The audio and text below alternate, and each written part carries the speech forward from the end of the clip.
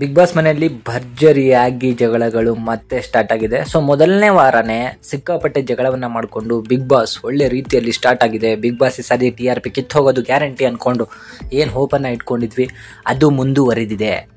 ನಿನ್ನೆ ಸುದೀಪ್ ಅವರು ಕ್ಯಾಪ್ಟನ್ಗಿದ್ದಂತಹ ಒಂದು ಬೆನಿಫಿಟನ್ನು ಯೂಸ್ ಮಾಡಿಕೊಂಡು ಸ್ವರ್ಗದಲ್ಲಿದ್ದ ಒಬ್ಬ ವ್ಯಕ್ತಿಯನ್ನು ನರಕದಲ್ಲಿದ್ದ ಒಬ್ಬ ವ್ಯಕ್ತಿಯನ್ನು ಸ್ವರ್ಗಕ್ಕೆ ಕಳಿಸೋ ಕೆಲಸ ಮಾಡಿದರು. ಅದರಲ್ಲಿ ಜಗದೀಶ್ ಅವರು ಸ್ವರ್ಗದಿಂದ ನರಕಕ್ಕೆ ಹೋದರು. ಸೊ ಕ್ಯಾಪ್ಟನ್ ಹಂಸ ಅವರ ವಿರುದ್ಧ ಜಗದೀಶ್ ಈಗ ಮನೆಯಲ್ಲಿ ಕೂಗಾಡ್ತಾ ಇದ್ದಾರೆ. ಹಂಸ ಅವರಿಗೆ ಎಲ್ಲೂ ನಿಲ್ಲಕ್ಕೂ ಬಿಡ್ತಿಲ್ಲ, ಕೂರಕ್ಕೂ ಬಿಡ್ತಾ ಇಲ್ಲ. ನಿದ್ದೆ ಅಂತೂ ಹಂಸ ಮರೆತೇ ಬಿಟ್ಟಿದ್ದಾರೆ. ಯಾಕಂದರೆ ಜಗದೀಶನ್ನು ಸ್ವರ್ಗದಿಂದ ನರಕಕ್ಕೆ ಕಳಿಸಿದಂತಹ ಒಂದು ಸಿಟ್ಟನ್ನು ಜಗದೀಶ್ ಅವರು ಹಂಸ ಅವರ ಮೇಲೆ ತೀರಿಸ್ಕೊತಾ ಇದ್ದಾರೆ. ಹಂಸ ಅವರು ಮನೆಯ ಮೊದಲ ಕ್ಯಾಪ್ಟನ್ ಆದ್ರೂ ಕೂಡ ಜಗದೀಶ್ ಅವ್ರಿಗೆ ಏನೂ ಮಾಡಲಿಕ್ಕೆ ಆಗ್ತಾ ಇಲ್ಲ. ಈಗ ಜಗದೀಶ್ ಅವರ ಒಂದು ಮಾತುಕತೆ ಆಗಿರ್ಬೋದು, ಅವರಿಗೆ ಕೊಡ್ತಿರೋ ಕಾಟ ಆಗಿರ್ಬೋದು, ಒಂದು ಲೆಕ್ಕಕ್ಕೆ ಮುಂದೆ ಹೋಗಿದೆ, ಒಂದು ಹೆಜ್ಜೆ ಮುಂದೆ ಹೋಗಿದೆ. ಅದೇನಂತ ಹೇಳಿದರೆ ಜಗದೀಶ್ ಅವರು ಇದ್ದಕ್ಕಿದ್ದ ಹಾಗೆ ನರಕದೊಳಗೆ ಎಂಟ್ರಿ ಕೊಟ್ಬಿಟ್ರು.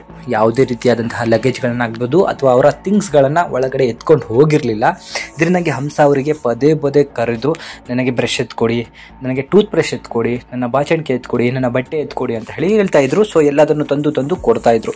ಇದಾದ ನಂತರ ಒಂದು ಹೆಜ್ಜೆ ಮುಂದೆ ಹೋಗಿ ನನ್ನ ಕಾಚವನ್ನು ಮುಟ್ಟಬೇಡಿ ಅಂತ ಹೇಳಿದ್ದಾರೆ. ಸೊ ಅವರು ಹಿಂದೆ ತಿರುಗಿ ನೋಡಿದಾಗ ನನ್ನ ಕಾಚವನ್ನು ಮುಟ್ಟೋ ಅಧಿಕಾರ ನಿಮಗಿಲ್ಲ, ನೀವು ಜಸ್ಟ್ ನಾನು ಹೇಳಿದ್ದನ್ನು ತಂದುಕೊಡ್ಬೇಕು ಅಂತ ಹೇಳಿ ಅವರಿಗೆ ಕೌಂಟರ್ನ ಕೊಟ್ಟಿದ್ದಾರೆ. ಇದರಿಂದ ಮನೆ ಮಂದಿಗೆ ಸ್ವಲ್ಪ ಮುಜುಗರ ಆದಂತೆ ಕಾಣಿಸ್ತು. ಯಾಕಂದರೆ ಹಲವಾರು ಜನ ಈ ಮಾತನ್ನು ಹೇಳಬೇಕಾದ್ರೆ ಅವರನ್ನು ನೋಡ್ತಾ ಇದ್ದರು ಮನೆಯಲ್ಲಿದ್ದಂಥವ್ರು. ಇದಕ್ಕೂ ಹಿಂದೆ ಹೆಣ್ಣು ಮಕ್ಕಳು ಯೂಸ್ ಮಾಡುವಂಥ ಒಳ ಉಡುಪುಗಳ ಬಗ್ಗೆನೂ ಕಮೆಂಟನ್ನು ಹೊಡೆದಿದ್ರು ಜಗದೀಶ್ ಅವರು. ಸೊ ಇದರ ಬಗ್ಗೆ ಸುದೀಪ್ ಅವರು ಒಂದು ಕಡೆ ಸೂಕ್ಷ್ಮವಾಗಿ ಅವರಿಗೆ ತಿಳಿಸುವಂಥ ಕಾರ್ಯವನ್ನು ಮಾಡಿದರು. ಆದರೂ ಜಗದೀಶ್ ಅವರು ಇವತ್ತು ಅವರ ಕಾಚವನ್ನು ಹಂಸ ಅವರು ಎತ್ಕೊಂಬರಲಿ ಅಂತ ಹೇಳಿ ಇಂಡೈರೆಕ್ಟಾಗಿ ಎತ್ಕೊಬರಬೇಡ್ರಿ, ನನ್ನ ಕಾಚನ ಹಾಕೊಳ್ಳೋದು ನನಗೆ ಗೊತ್ತಿದೆ ಅಂತ ಹೇಳಿ ಇಂಡೈರೆಕ್ಟ್ ಆಗಿ ಒಂದು ಟಾಂಗನ್ನು ಕೊಟ್ಟರು. ಈ ರೀತಿ ಮಾತಾಡ್ತಾ ಹೋದರೆ ಜಗದೀಶ್ ಅವರು ಮುಂದೆ ಮನೆಯಲ್ಲಿ ಸಿಕ್ಕಾಪಟ್ಟೆ ಪ್ರಾಬ್ಲಮ್ಗಳನ್ನ ಅನುಭವಿಸಬೇಕಾಗತ್ತೆ. ಸೊ ಟಾರ್ಗೆಟ್ ಕೂಡ ಆಗ್ತಾರೆ. ಅದಕ್ಕೆಲ್ಲ ತಲೆ ಕೆಡಿಸ್ಕೊಳ್ಳೋಂತಹ ವ್ಯಕ್ತಿ ಅವರಲ್ಲ. ಅದನ್ನು ಕೂಡ ಮನೆ ಮಂದಿ ಅವ್ರನ್ನ ಹೇಗೆ ಫೇಸ್ ಮಾಡ್ತಾರೆ ಅಂತ ಹೇಳಿ ಮುಂದಿನ ದಿನಗಳಲ್ಲಿ ನೋಡೋಣ.